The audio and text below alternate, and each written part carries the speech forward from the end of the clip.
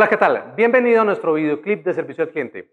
Hoy vamos a hablar de un tema supremamente importante que es la cadena de servicio, de cara a comprender cuál es el papel de todos los seres humanos que hacen parte de una organización a la hora de construir un servicio al cliente estrella.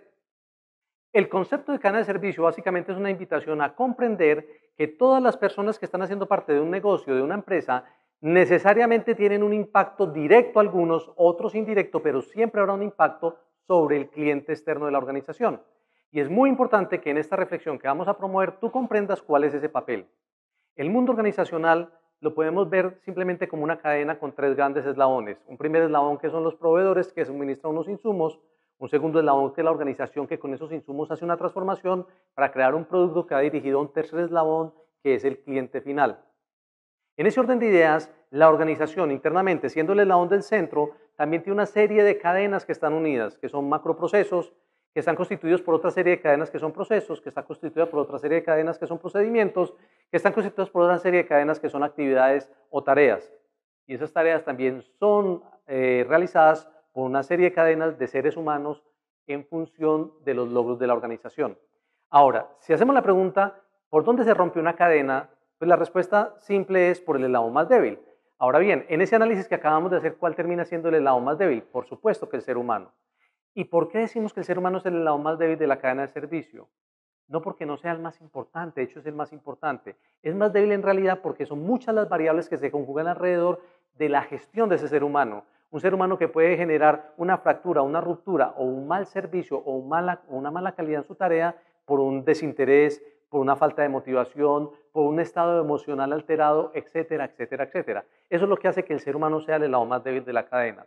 En ese entendido, cuando nos quedamos allá en la profundidad mirando la cadena de seres humanos, debemos entender que como personas dentro de la empresa siempre vamos a tener un eslabón o una persona que nos precede, quien nos entrega insumos, ese que podríamos llamar perfectamente nuestro proveedor interno, y un eslabón que está después de nuestra tarea, a quien podríamos llamar perfectamente nuestro cliente interno, es el que recibe nuestro trabajo para a su vez hacer otro proceso y seguir agregando valor, o en el caso de ser el cliente externo, pues para disfrutar o satisfacer esas necesidades que está buscando cubrir el producto.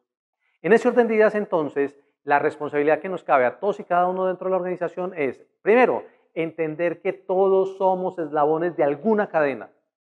Lo voy a decir de otra manera. Si tú no fueras un eslabón dentro de una cadena dentro de la organización, eso lo podemos interpretar perfectamente como que no estás agregando valor. Y si no estás agregando valor, estás sobrando dentro de la organización. Así que gracias a Dios, qué bendición es ser parte de un eslabón de una cadena dentro de la empresa, porque de alguna manera tenemos sentido de estar allí.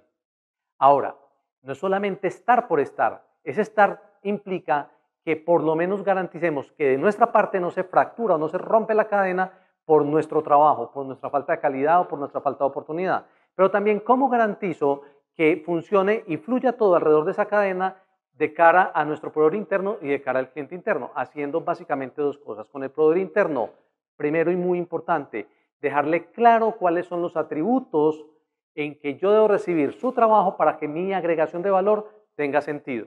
Dicho de otra manera, de poco sirve que yo haga una labor excelente si lo hago sobre unos insumos que no me llegan a tiempo o que no me llegan con la calidad correcta, porque finalmente ya empezó a afectarse el servicio que al final le vamos a entregar a nuestro cliente, llámese un servicio como tal o un producto final. Con nuestro cliente interno también tenemos una responsabilidad muy grande y es que yo proactivamente debo ir a acercarme a él y dejarle saber con claridad cuáles son los atributos de tiempos, de especificaciones, de calidad en que él necesita las cosas que yo le voy a entregar y de esa manera yo tengo que enfocar todo mi trabajo para hacerle cumplimiento a esos requerimientos.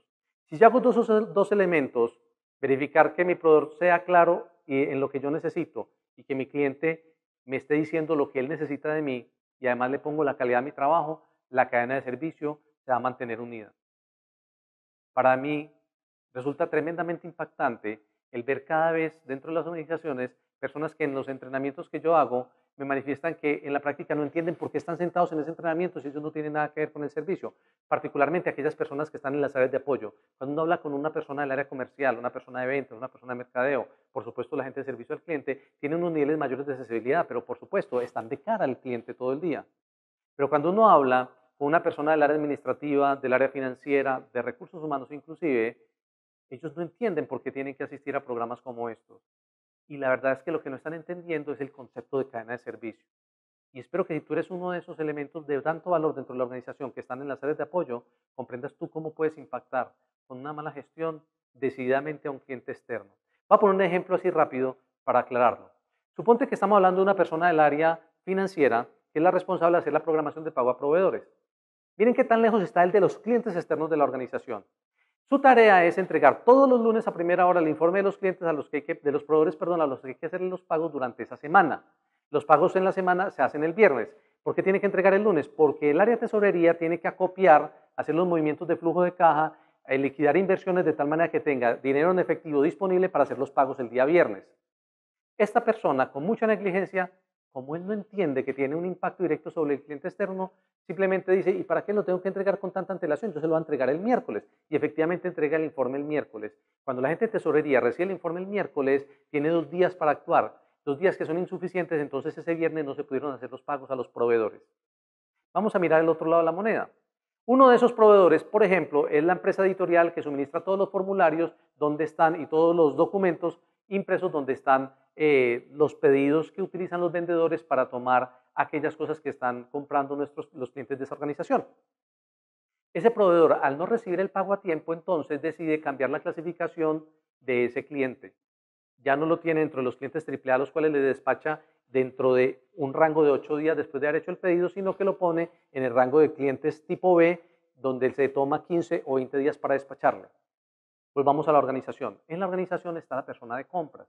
La persona de compras que maneja justamente el inventario de los formularios para los pedidos sabe que debe hacer un pedido, una reposición, después de tener un número mínimo de formularios disponibles, los que le alcanzan para cubrir esos 8 días mientras el proveedor le entrega a tiempo. Cuando llega a ese límite, hace el pedido. Pero el proveedor no se toma 8 días para entregarle, se toma 15 o 20 días porque recuerden que ya lo tienen en otra categoría por haber incumplido en los pagos la vez anterior. ¿Cuál es el impacto de eso? Que se agotan todos los formularios de pedidos en la semana siguiente y todavía no ha hecho el proveedor entrega de los nuevos pedidos. Son 15 días en los cuales los vendedores no pueden hacer correctamente su gestión para tomarle los pedidos a los clientes porque no tienen dónde registrarlo. Son clientes que no están recibiendo los productos o servicios de esa organización gracias a que hubo un problema administrativo de falta de pedidos, de falta de formularios, que no se lograron tener a tiempo porque el proveedor nos cambió de categoría. Y nos cambió de categoría porque no recibió el pago a tiempo y no recibió el pago a tiempo porque esa persona que está en el área financiera entiende que él no tiene nada que ver con el servicio al cliente externo. ¿Ustedes creen que este ejemplo puede ser real? Por supuesto que sí, y lo podemos construir perfectamente con la persona de la recepción, lo podemos construir perfectamente con las del área legal, lo podemos construir perfectamente con el gerente de otro departamento, de otra área de la organización. Siempre es así. Cuando uno no hace correctamente su trabajo, tarde o temprano termina impactando a un cliente externo. Entonces, en ese orden de ideas, simplemente te quiero dejar esta reflexión. En la cadena de servicio debes sentirte privilegiado por ser un eslabón, porque eso le da significado y realidad a tu tarea y a tu labor.